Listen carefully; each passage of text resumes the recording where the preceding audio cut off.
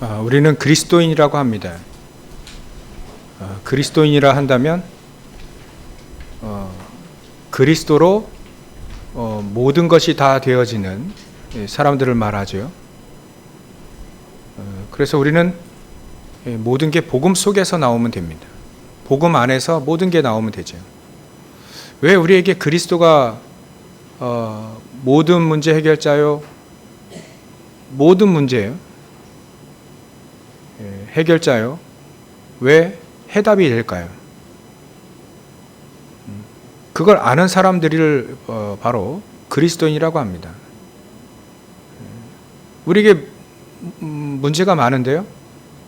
교회 안에도 문제가 있고 가정에도 문제가 있고 자신에게도 문제가 있고 문제 다 있는데 그 문제에 대한 답을 그리스도로 정확히 알고 있는 사람을 그리스도인이라고 합니다. 우리 인간이 왜 돌에다 절을 하고 나무에다 절하고 뭐 만들어서 절하고 점을 치고 주술하고 왜 제사하고 굿하고 해야 될까요? 우리 인간이 만들어 놓은 막 깎아서 만들든지 뭐 이렇게 뭐 부어서 만들든지 우리가 만들어 놓고 우리는 아니죠. 우리 인간이 만들어 놓고 왜 거기다가 섬기고 절을 해야 될까요? 그게 우리 인간이 원래 창세기 3장에 아담과 하와가 하나님을 떠난 그 이후부터는 우리는 어쩔 수 없이 그리 살아야 됩니다. 예전에도 우리 그렇게 살았었죠. 하나님을 떠났기 때문에 하나님과의 관계가 단절됐습니다. 단절됐기 때문에 하나님을 알 수가 없는 거죠.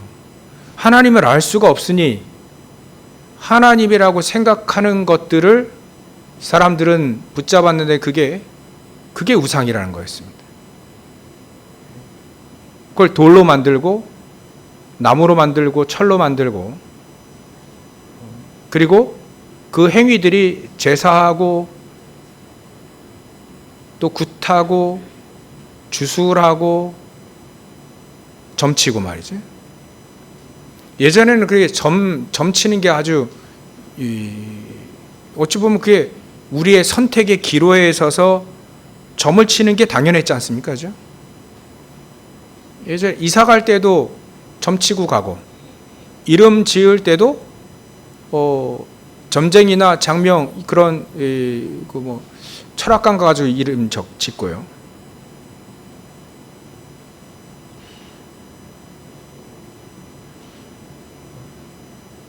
그래 했단 말이죠.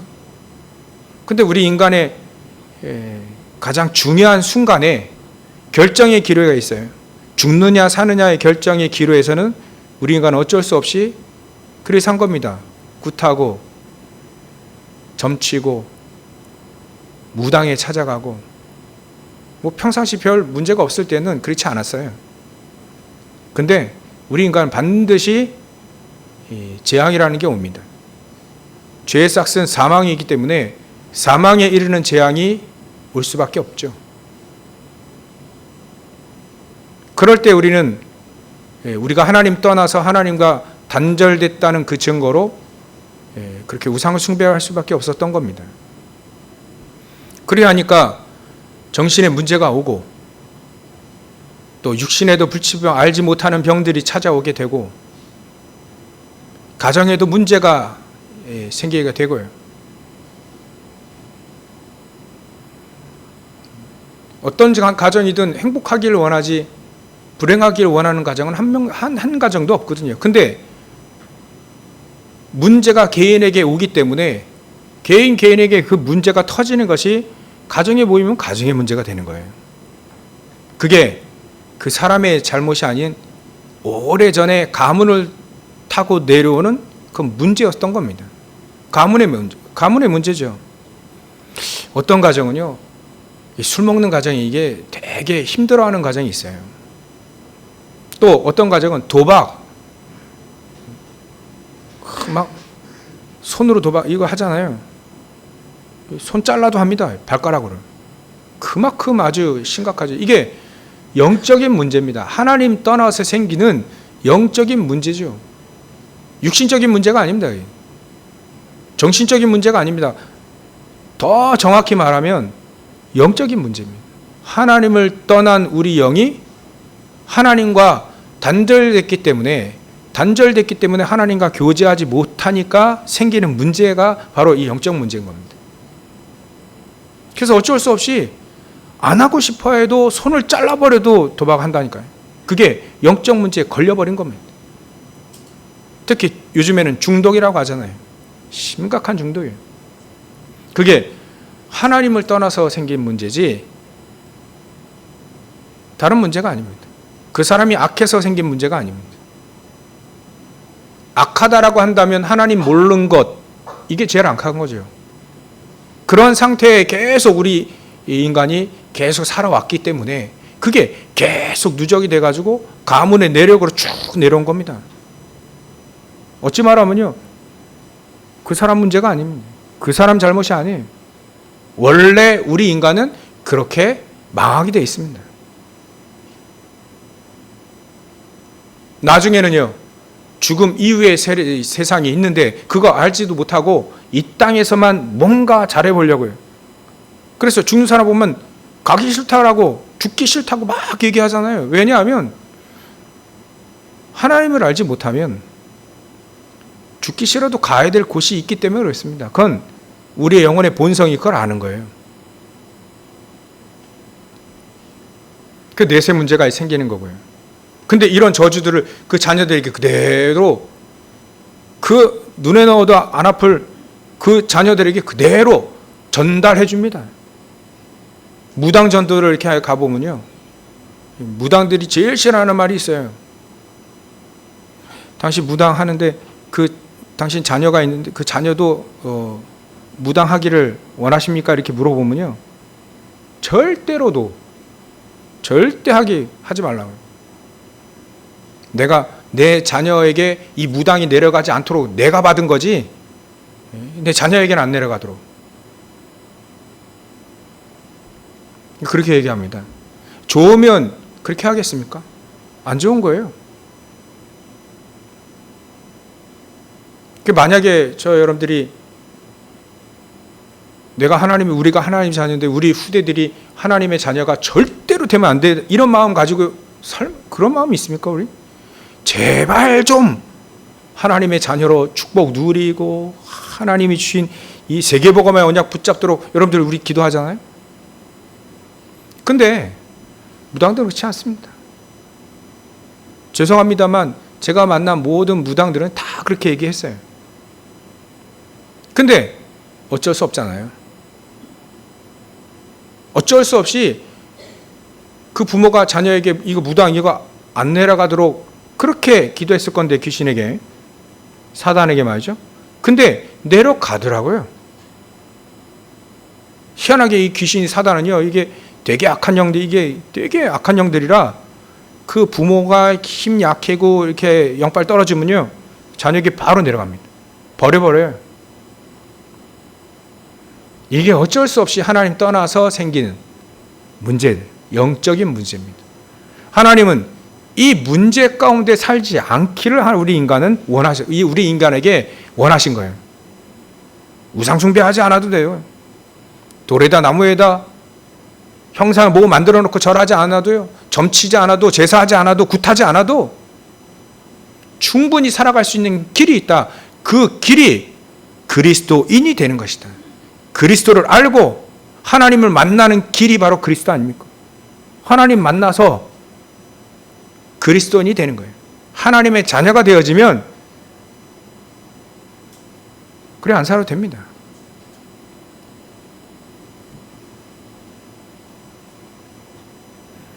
그래서 우리에게 그리스도가 필요한 겁니다. 내가 그 길이요 진리요 생명이다 얘기하셨잖아요, 예수님이. 내가 하나님 만나는 길이라는 겁니다. 하나님과 단절되어서 우리의 영혼의 생명이 없어져 버렸어요. 죽은 거와 같이 된 겁니다. 근데 예수 생명이 우리 안에 들어와 가지고 예수 생명, 그리스도신 예수 생명 우리 안에 들어와서 우리가 생명을 얻게 된 거예요. 영생을 얻게 하려 하십니다. 내가 진실로 진실로 너에게 이르노니 내 말을 듣고 나 보내신 자, 그리스도를 믿는 자, 하나님을 믿는 자는 영생을 얻었고 심판에 이르지 아니하나니 사망의 생명으로 옮겼느니라. 생명의 성령의 법이 죄와 사망의 법에서 너를 해방시켰느니라. 죄와 사망의 법이 뭡니까?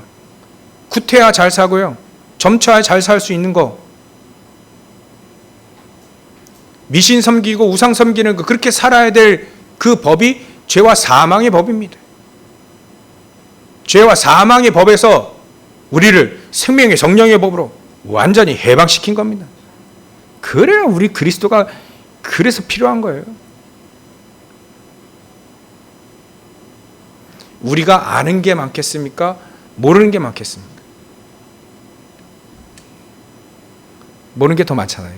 아무리 박사라 할지라도 박사학위 한 100개 가져도 모르는 게 많겠습니까? 알게 많겠습니까? 요즘에는 시대가 또 바뀌어가지고요. 그 AI 로봇이 말이죠. 이제는 모든 데이터를 가지고 우리가 질문하면 그 질문에 대한 답을 레포트처럼 말이죠. 쫙 이렇게 써주는 시대가 됐어요. AI가 우리보다 더 똑똑하다니까요. 더 많은 지식을 갖고 있고요. 근데 AI가 가지 못하는 게 우리 영적인 거 아닙니까? 그러니까 시대가 그래도 바뀌었어요. 그런다 할지라도 AI가 모르는 것, 또 우리 인간이 모르는 게 더 많습니다. AI는요, 영적인 부분을 하나도 모르잖아요. 어떻게 그걸 알겠습니까? 그 컴퓨터, 그 기계가 어떻게 영적인 걸 알겠어요? 우리 인간도요, 아무리 AI보다 똑똑하다 할지라도 모르는 게 더 많습니다.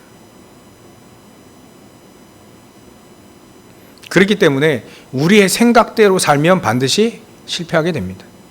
하나님은 그래서 우리에게 잘 살 수 있도록, 하나님과 동행할 수 있도록 그리스도를 주셨고, 그 보증서로 성경, 하나님의 말씀을 우리에게 주셨습니다. 여러분들 오직 그 그리스도의 언약을 붙잡고 그리스도와 동행하고 그리스도의 생명을 가지고 그리스도 예수의 능력을 가지고 하나님의 말씀을 딱 붙잡고 살면 하나님과 동행하는 삶을 살게 되어지는 겁니다. 그게 바로 그리스도인의 삶인 거죠. 우리가 인생에 물음표가 있을 때 질문을 할 때 어떻게 질문합니까? 우리 그리스도인들은 어떻게 질문하죠? 하나님의 말씀이 어떻게 되어 있는가를 우리는 찾습니다. 또 하나님은 무엇을 원하실까를 찾습니다. 그게 그리스도인의 삶인 거죠. 근데 이 반대로 사단은요, 매우 지혜롭습니다. 또 매우 악합니다. 때로는요, 고린도후서 11장 14절에 보면 광명의 천사로 가장도 합니다. 사단이요, 얼마나 지혜로운지 몰라요. 아담과 하와를 단판에 넘어뜨렸다니까요. 창세기 3장에 보면. 그래서 사단은요, 우리 인간을 실패하도록 이 올무와 또 이런 올감이 있잖아요. 이런 올가미를 탁 묶어가지고요, 그걸 미신이라 하고 그걸 우상이라 하고 막 그래요. 그걸 세상의 지식이라 하고 합니다. 그것만 딱 알도록, 그거 안에서만 살도록, 그게 완전하지도 않는데, 모르는 게 더 많은데 그것 가지고 딱 살도록 우리 인간을 속여버립니다. 광명의 천사로까지 가장해서 우리를 속입니다. 우리 인간을 속인다니까요. 그래서 디모데후서 2장 14절을 보면 자꾸 다툼을 만들게 됩니다. 지혜롭게 되고 지식도 많아지는데 자꾸 다투고 전쟁하잖아요. 희한하게. 가장 뛰어나다는 사상가들이 나올 때는 반드시 전쟁이 휩싸였습니다. 남의 나라 얘기를 해서 좀 그런데요. 그러니까 중국에도요, 그런 뭐 공자, 맹자, 뭐 도자, 묵자, 이런 사람 있잖아요. 이런 뛰어난 사상가들이 나왔을 때는 중국은 항상 전쟁에 휘말렸습니다. 제자백가라고 하죠. 마키아벨리 군주론 쓴 사람들이, 이런 사람들이 곳곳에서 중기의 손자병법 쓴 이런 사람들이 계속 그때는요, 때가 전쟁의 시대에서 그런지 그런 사상이 발달할 때 반드시 전쟁이 일어났습니다. 하나님은 필요 없다. 그래야 할 때요, 우리 인간이 생각해낸 게 바로 이 인본주의입니다. 인문주의. 사람 중심으로 살자. 하나님, 교회 필요 없고 사람 중심으로 살자라고 했을 때 사상가들이 어마어마한 천재들이 일어나서 사상을 써냈어요. 그때 터진 게 바로 제1차, 2차 큰 세계적인 전쟁이 일어났습니다. 우리 인간이 아무리 해도요, 하나님을 알지 못하면 서로 다툼이 일어날 수밖에 없고요, 유익 없는 망령된 말을 할 수밖에 없는 겁니다. 결국은 좋은 말 했는데 전쟁이 일어났다니까요. 하나님은 이렇게 살지 않도록, 분명히 우리 인간은 하나님을 알지 못하면 그리 삽니다. 그래서 이렇게 살지 않도록 우리에게 그리스도를 보내주신 겁니다. 그 그리스도가 누구냐? 예수라는 거죠. 우리는 그래서 예수님을 믿는 겁니다. 예수님을 믿게 되어지면, 그리스도로 믿게 되어지면 더 이상 그리 살지 않아도 된다는 겁니다. 하나님과 동행하며 살 수 있다는 거죠. 모든 운명에서 벗어나서요, 살 수 있다는 거죠. 우리는 사상, 이념, 학문, 그걸 뛰어넘어서 살 수 있는 귀중한 하나님의 자녀인 겁니다. 그걸 바로 그리스도인입니다. 그럼 우리 그리스도인의 삶은 어떻게 살아야 되느냐? 오늘 그리스도인들, 이 고린도 교회에 문제 참 우리가 많이 달았어요. 고린도 교회에 많이 문제가 있습니다. 근데 모든 교회도요, 이런 문제가 있을 수 있다는 거죠. 아니, 있습니다. 교회마다 다 문제 있습니다. 여러분들, 우리 교회 처음 올 때, 교인들은 막 천사와 같고, 근데 교회 좀 다니다 보면, 똑같네, 이렇게 생각 들지 않습니까? 그죠? 우리가 약할 때는요, 얼마나 약하고 얼마나 이렇게 무능한지, 또 우리는 지혜로우면 얼마나 지혜로운지 우리는 다 확인했습니다. 그 문제는 어디 교회나 있고 문제는 어느 곳에 다 있기 때문에 그 문제를 우리는 문제를 정확히 잘 다룰 수 있는 능력만 있으면 되는 거죠. 오늘 또 우리가 볼 때 방언의 문제, 예언의 문제. 방언은 불신자들이 들어와서 방언하면 이게 뭔 말이지, 미쳤다, 이렇게 하게 하니까 예언하는 말을 해라, 막 그 얘기입니다. 저도 예전에 청년 때 섬기던 교회에서 금요 기도회를 이제 하는데, 목사님이 이제 메시지 다 끝내시고 이제 이 앞에 공간이 있어서 모든 교인들 앞에 나와서 이렇게 기도시켜요. 같이 기도해요. 근데 그때는 방언 기도를 많이 했거든요. 제가 성교육교 출신이라. 한참 기도하고 있는데, 하루는 우리가 10시에 해가지고 막 10시, 11시 넘어가니까 한밤중에 불 끄고 방언 소리 여러분들 들어보셨죠? 왈라왈라 하잖아요. 그러니까 경찰이 문을 삐끔 들고 들어왔어요. 무슨 일이, 이상한 소리가 들리고 이상하니까 막 사람들 막 쥐야 하니까 막 비명소리 지르는 것처럼 보이고, 그러니까 제 방언을 폄하하는 게 아니라 그렇게 들릴 수 있다는 거예요, 불신자들에겐. 그러니까 방언은 교인들끼리 하고, 통역 있으면 통역 세워주고, 이따 2부 예배 때 또 할 겁니다. 그렇게 하고 예언해라, 예언. 그러면 예언하면 여기 보면 예언하게 되면 알지 못하는 사람들, 복음을 알지 못하고 믿지 않은 사람이 들어와서 이렇게 예언하는 그 말. 예전에는 성경이 66권으로 정리되지 않고 구약, 예수님이 오시겠다라고 하는 그 말씀, 구약만 갖고 있었기 때문에 때로는 예언이라는 것이 필요하죠. 사람들의 숨은 것들을 얘기하고, 또 그 사람에 대해서 정말 문제 있는 것들을 딱 얘기해서 그것 때문에 당신이 그리스도를 보내시고 그리스도를 믿어야 된다, 이 말을 하기 위해서 때로는 숨겨진 것을 얘기하는 예언의 능력, 또 하나님의 말씀은 그걸 답을 줘야 되니까 하나님의 말씀, 선지자가 예언하는 자 아닙니까? 하나님의 계획, 숨겨진 계획, 이걸 말하는 사람을 예언하도록 해라라는 말입니다. 그렇게 되어지면 믿지 않는 사람, 야, 정말 하나님이 살아계시는 거라라고 알 거니까 불신자들에게는 예언하도록 해라. 특별히 가장 중요한 예언의 말씀은요, 불신자들이 왜 망할 수밖에 없는지 불신자 상태 6가지를 정확히 얘기해 줘요. 그래서 이거 해결하도록 아까 서론에 말씀드렸던, 지금 서론에 앞전에 말씀드렸던, 그렇게 해서 우리 인간이 망할 수밖에 없는 인간이 그리스도를 인하여서 망하지 않도록 해주시는 것, 그걸 얘기해 주면 불신자들은 이렇게 얘기합니다. 당신 우리 집에 일을 어떻게 그렇게 잘하느냐.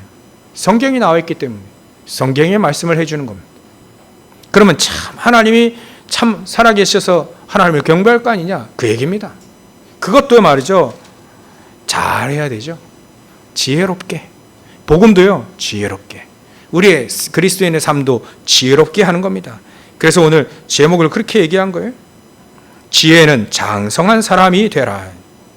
지혜는 아이가 되지 말고 악에는 아이가 되고 미련하고요. 로마서 16장 19절 20절에 똑같이 악에는 상당히 미련해야 됩니다. 남을 비방하고 남을 막 이렇게 어렵게 만드는데 되게 무능해야 돼요.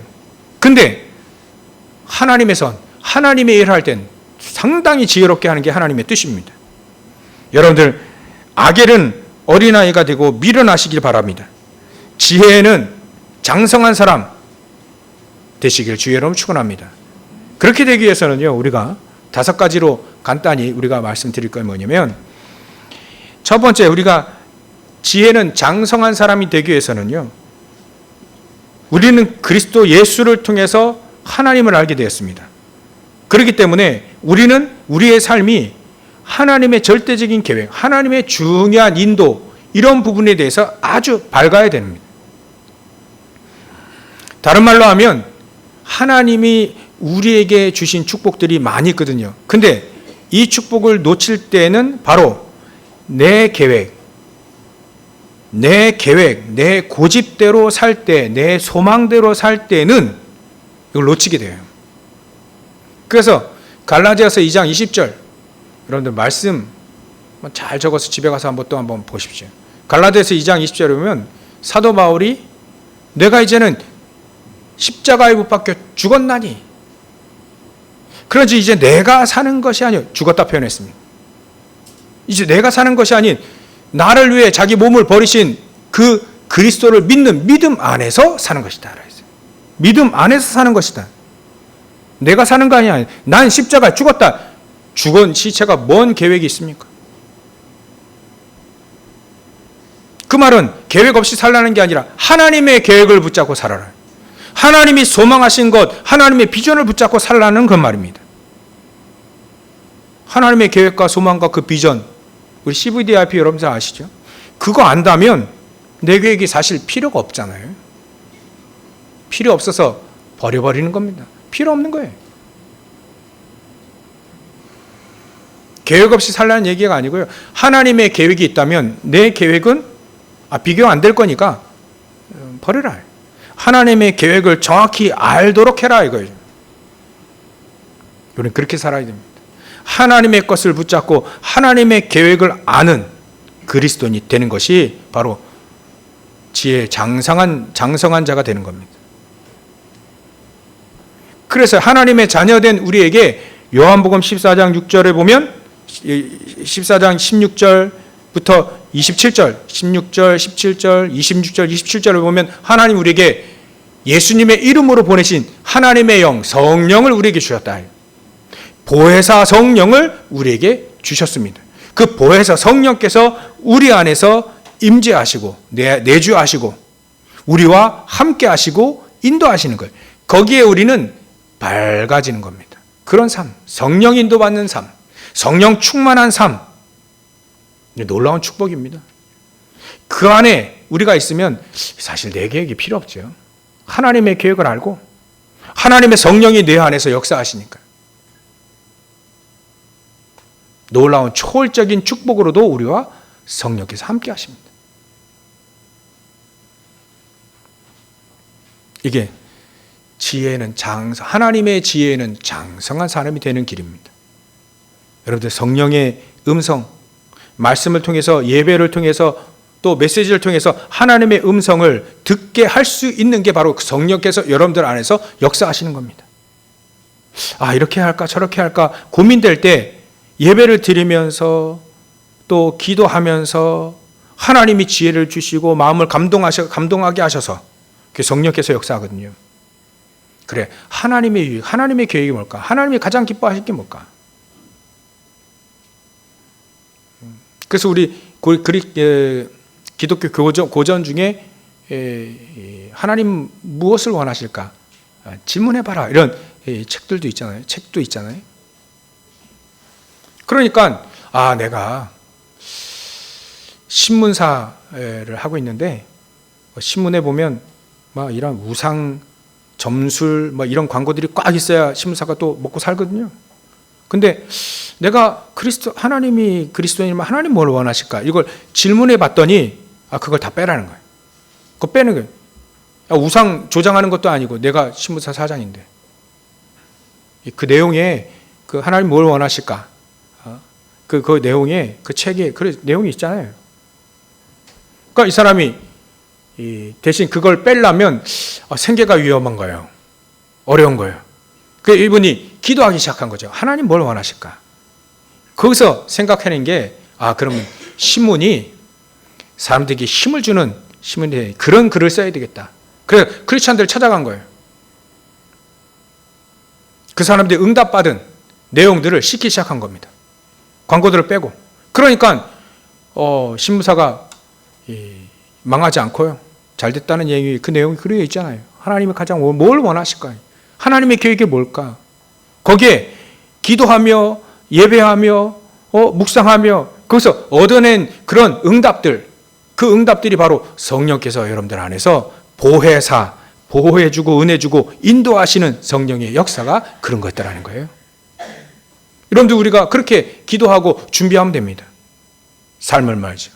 그리스도는 마땅히 그렇게 하는 게 더 안전하고 더 형통한 길이 됩니다. 시편 1편 1절 2절에도 그렇게 돼 있잖아요. 복 있는 사람, 그리스도인으로 지혜로 장성한 복이 있는 사람은 악인의 꾀를 따르지 않아도 된다는 거예요.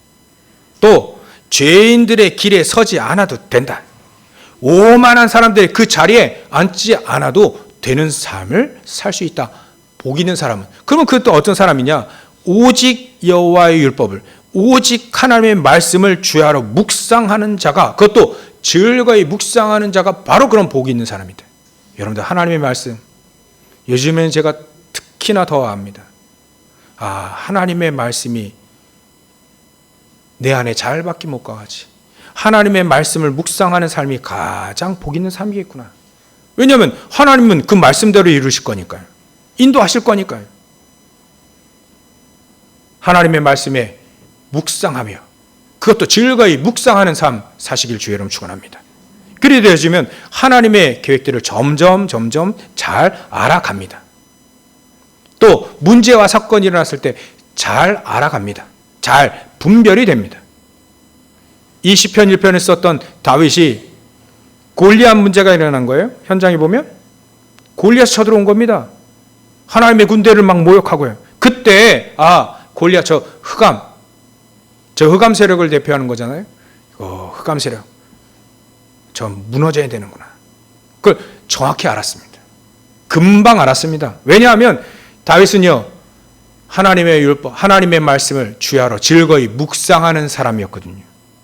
복 있는 사람이 어떤지를 알고 있었습니다. 그가 어디를 가든지 시냇가에 심은 나무가 철을 따라 열매를 맺음같이 형통한 자가 바로 하나님의 말씀을 묵상하는 자라는 걸 알고 있었던 거예요. 다윗은요 늘 하나님의 말씀을 묵상하고 늘 기도의 사람이었습니다. 그게 바로 지혜의 장성한 사람이 되어지는 겁니다. 그렇지 않으면요 우리는요 육신적인 일, 고린도전서 우리가 2장에도 우리가 얘기했잖아요. 육에 속한 사람이라고 표현하지 않습니까? 육에 속한 사람은 하나님의 성령의 일들을 받지 아니한다 했어요.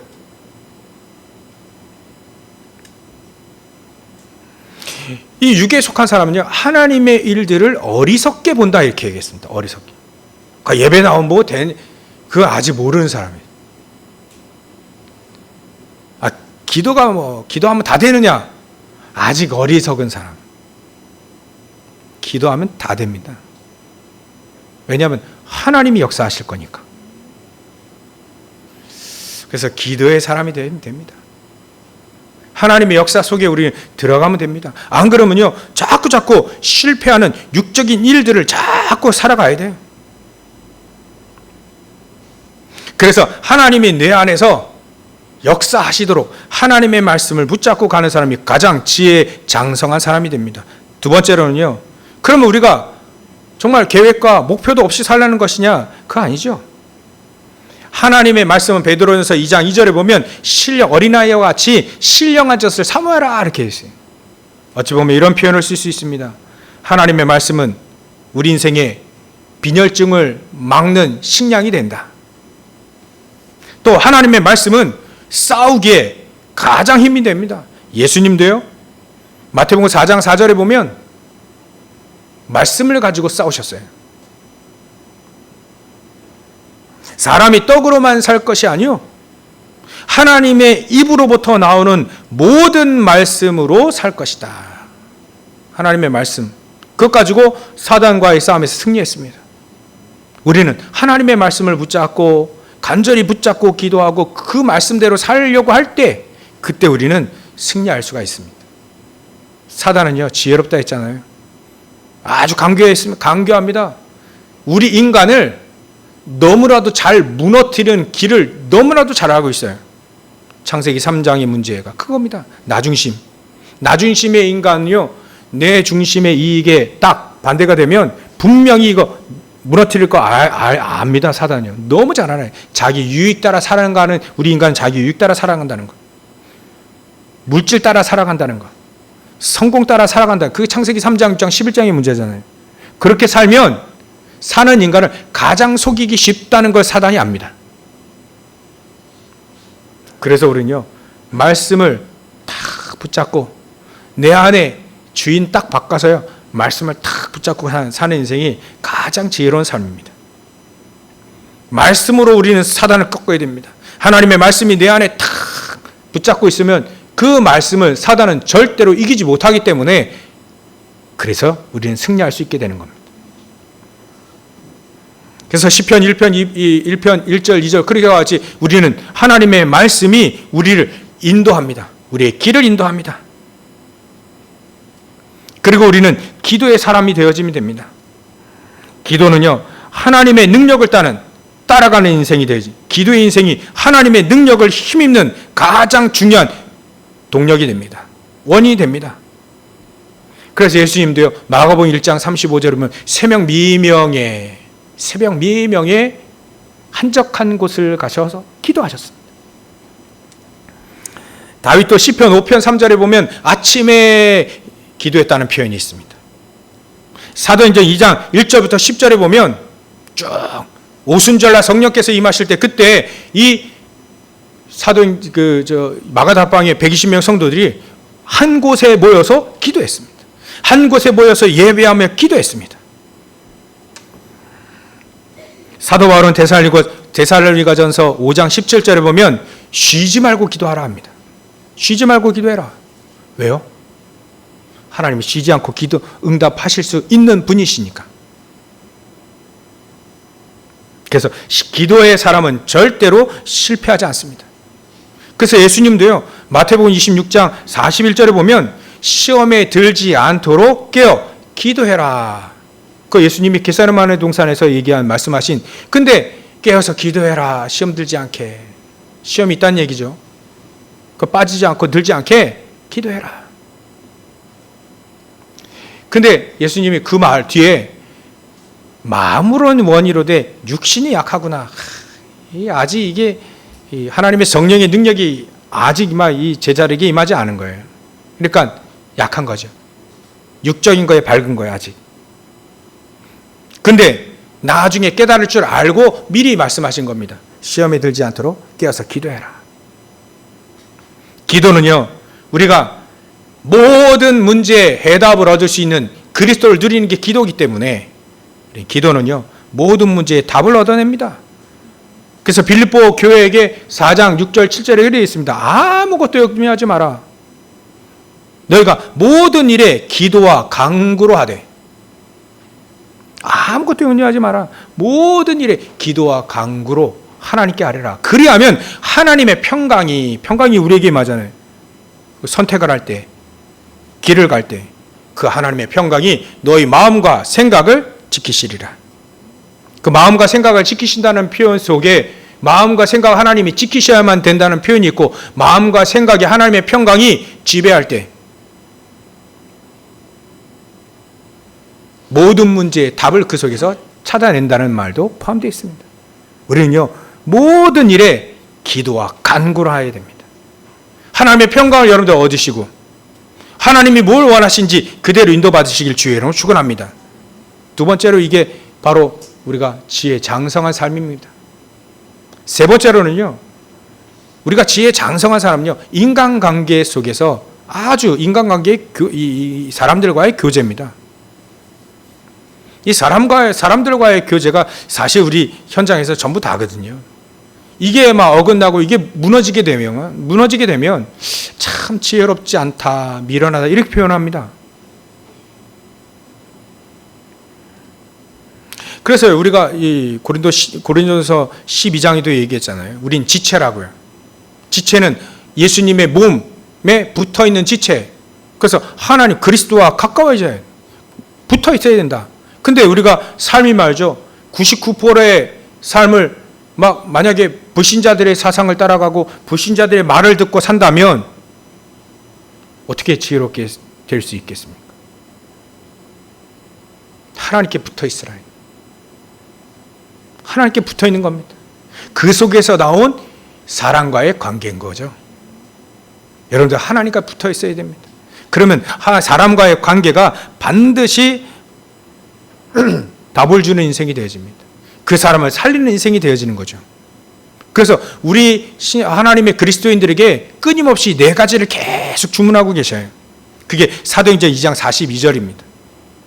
하나님의 말씀, 사도의 가르침을 받아 하나님의 말씀을 자꾸 받는 거죠.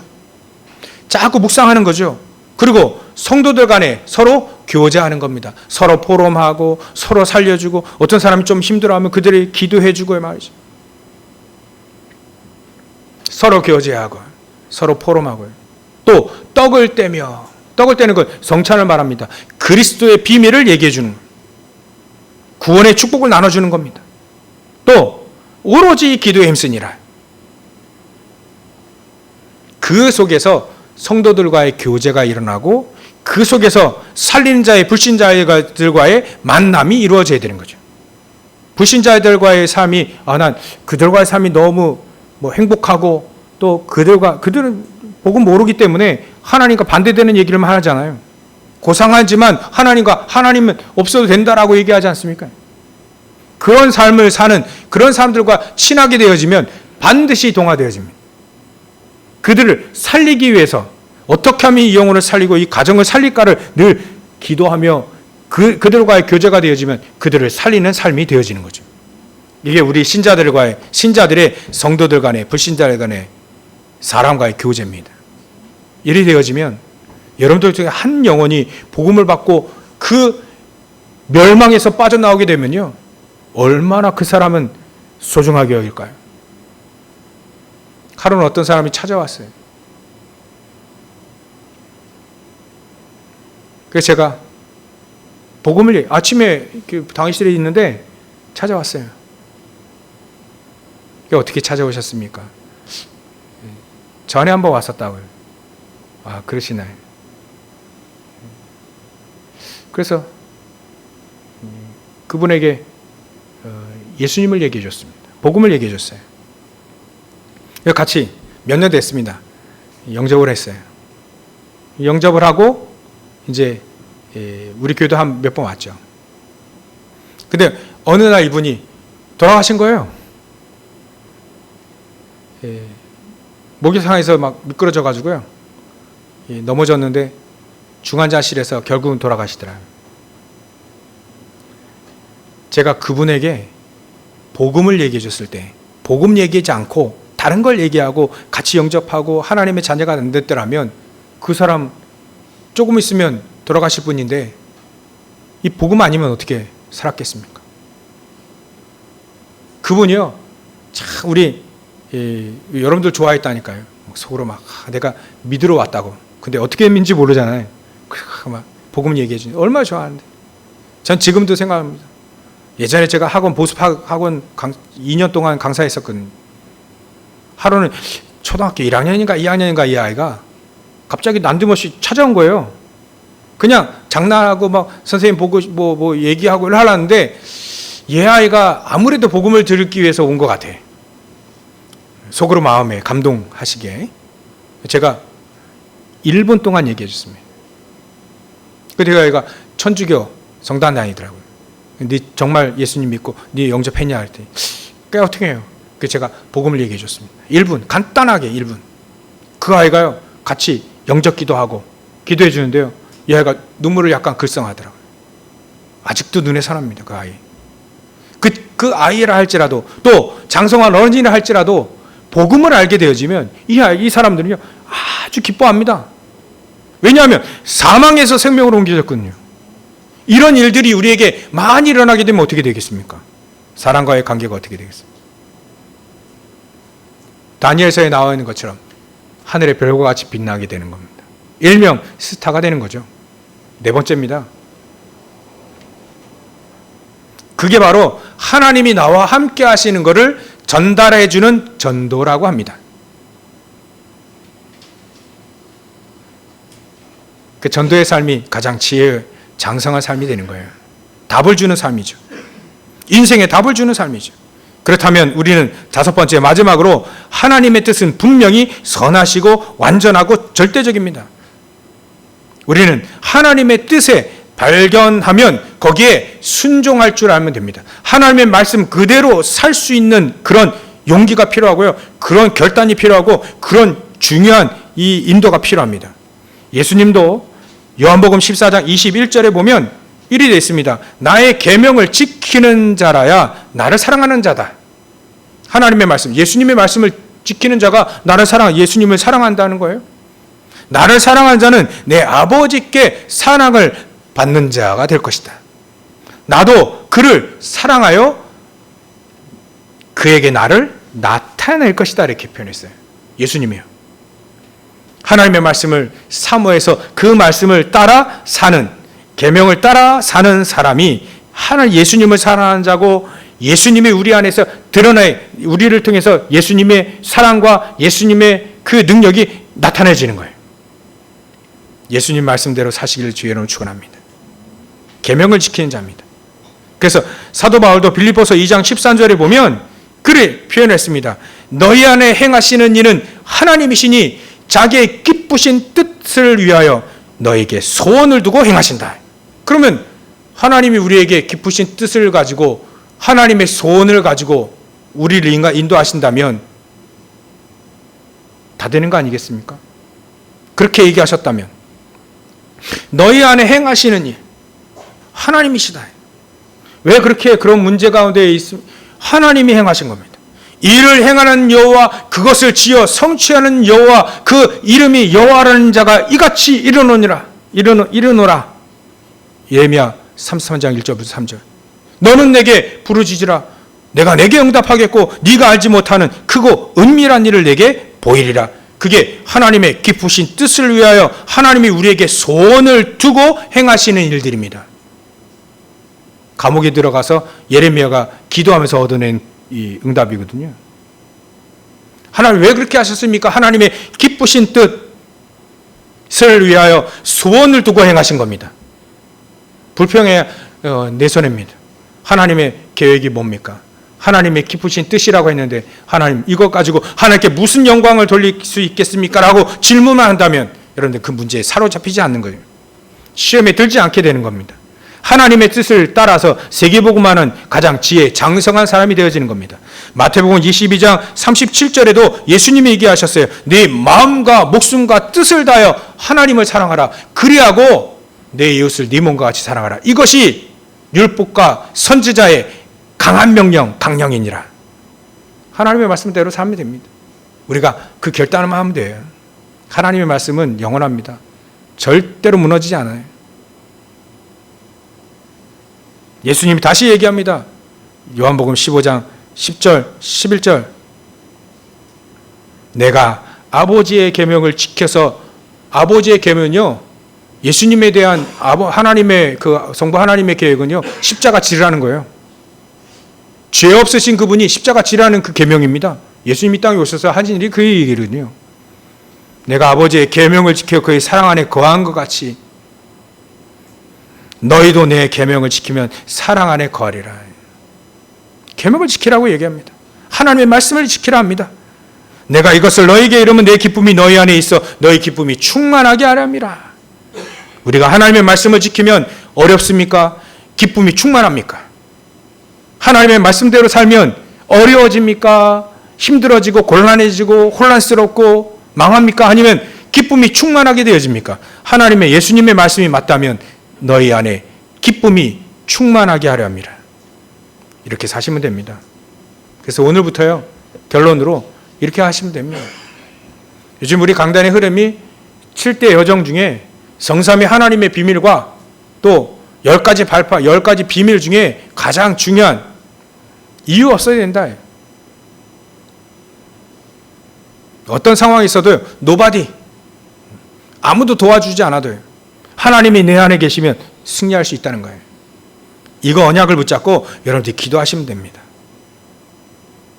때로는 집중적으로도 기도하시고요. 필요하다면 집중적으로 부르짖어야죠.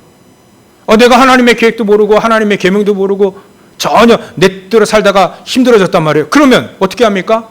부르짖어야죠. 영적으로 집중적으로 기도해야 되죠. 또 삶적으로 24예요. 24. 늘 기도 속에 기도와 간구로 늘 하나님 우리와 영원히 함께 하신다 했으니까 늘 기도하면 됩니다.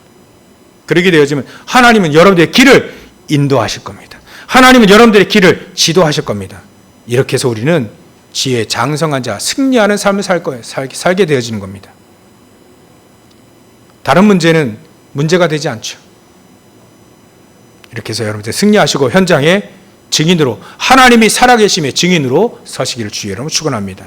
기도하겠습니다. 하나님께 감사와 영광을 돌립니다. 우리가 하나님의 말씀을 따라 기도의 삶을 살고 또 많은 이웃들을 살리는 저희들의 삶이 되어질 수 있도록 주님께서 역사해 주시옵소서. 때로 우리가 부르짖으며 때로는 늘 24 기도하며 하나님의 계명, 하나님의 계획을 붙잡고 평생토록 사는 저희를 낼 수 있도록 성령께서 역사해 주시옵소서. 지혜 장성한 자가 되어서서 많은 사람, 많은 현장 살리는 주역으로 쓰임받기를 소원하오니 주님께서 역사해 주시옵소서. 성삼위 하나님의 역사해 주옵소서. 보좌의 축복으로 역사해 주시옵소서. 그래야 미래와 시대 살리는 죄를 낼 수 있도록 주님께서 역사하시고 축복하여 주시옵소서. 거룩하신 예수님의 이름으로 기도 올려옵나이다. 아멘.